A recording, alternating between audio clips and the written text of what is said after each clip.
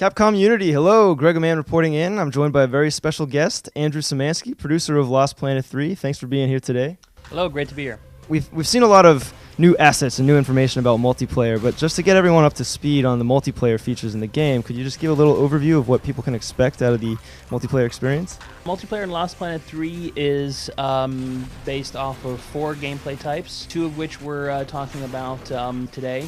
And then there'll be 6 maps in the game that you'll be able to play, and each map supports each mode. So, you do simple math and you'll come up with 24 different types of games that you can have.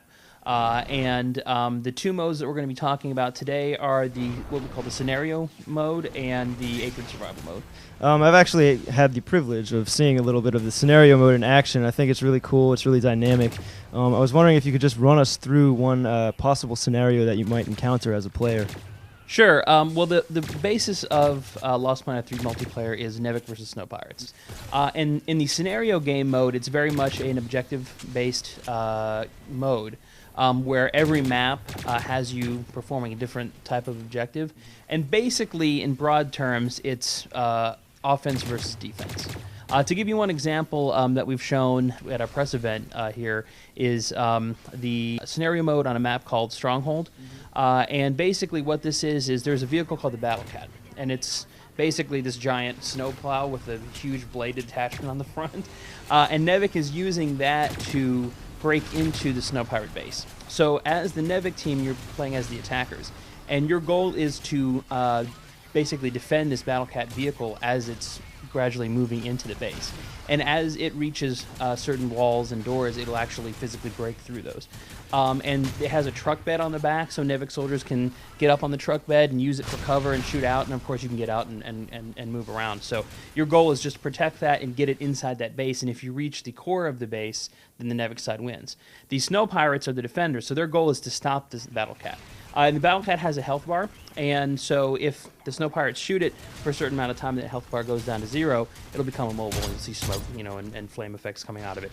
And then the Nevik team will have to repair that using our repair mechanic, which is basically using the thumbsticks to kind of match things up to repair it properly. So we just try to have that feeling of, yes, it's a multiplayer game, it's a competitive team-based game, but there is a certain amount of almost like a narrative scenario, hence the name of the mode.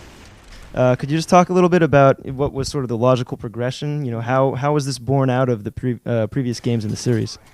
Well, of course, multiplayer is very important to us, and we know for the fans also that for Lost Planet, multiplayer is just a huge part of the experience. And so, from the get-go, when we sat down to develop the concept of Lost Planet 3, we knew that multiplayer would be part of the package. As I've said often in interviews, talking about the campaign portion and the single-player portion of the game, we made a conscious decision early on to split those off. So instead of including sort of co-op gameplay in the campaign, we said the campaign is going to be about Jim, the main character is going to be about his story, and we're going to break that off as a separate mode. So the multiplayer is kind of, as we call it, a suite of modes. And the things that we've really tried to keep with Lost Planet 3 is the different human factions, and Nevik and the Snow Pirates, as I've mentioned, the vehicles, in particular the vital suits, and the 8-grid. So these are all kind of the pieces of the puzzle, if you will. They're the magic sauce that makes Lost Planet 3 unique. And you're going to see that in the multiplayer suite because we do have the return of the vital suits. We do have maps that have you do vital suit on vital suit.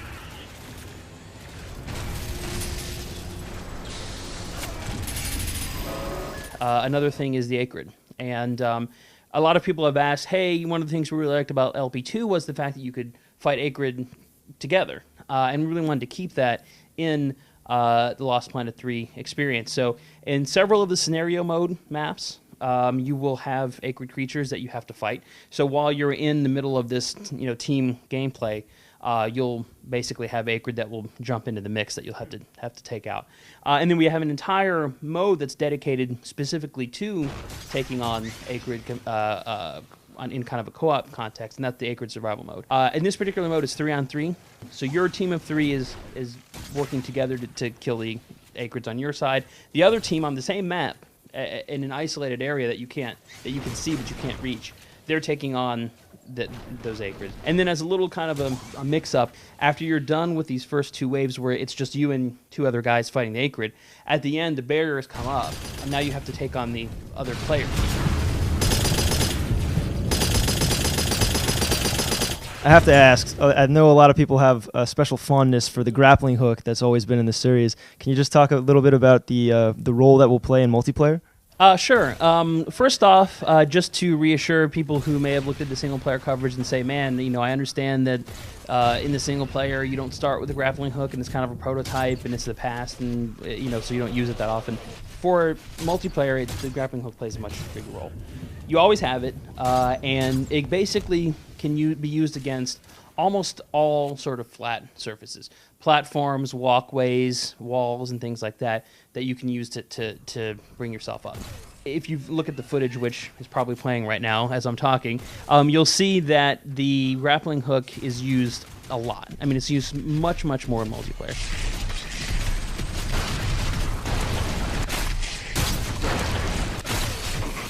One of the things that we've really put a lot of effort into with LP3 that's brand new for the series is the idea of this, what we call the character progression sphere.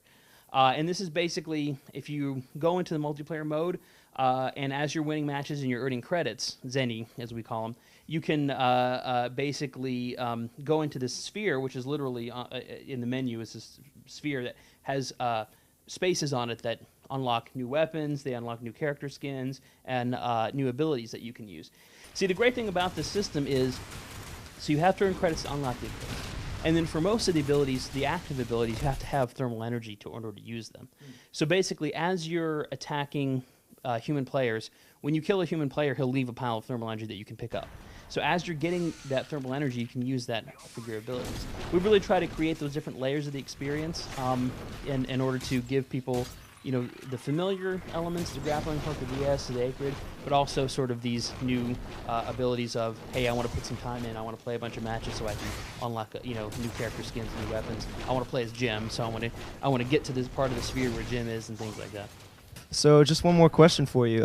Can you tell us a little bit about some of the acrid we can see in the multiplayer mode? Will there be some returning acrid from past games in the series? Are there some that you think are particularly cool? Yeah, I mean, all of the acrid that you find in multiplayer are ones that appear in various forms in the single player with some few variations.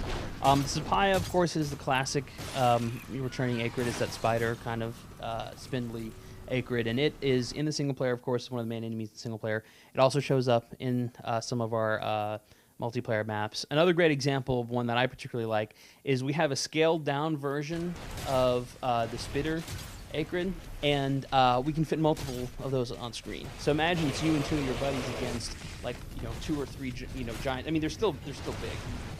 They're still probably 2 or 3 times the size of the actual player, coming at you from all sides and attacking you to figure out how to deal with these things, and they are tough. Lost Planet 3 comes out August 27th for PS3, Xbox 360, and PC.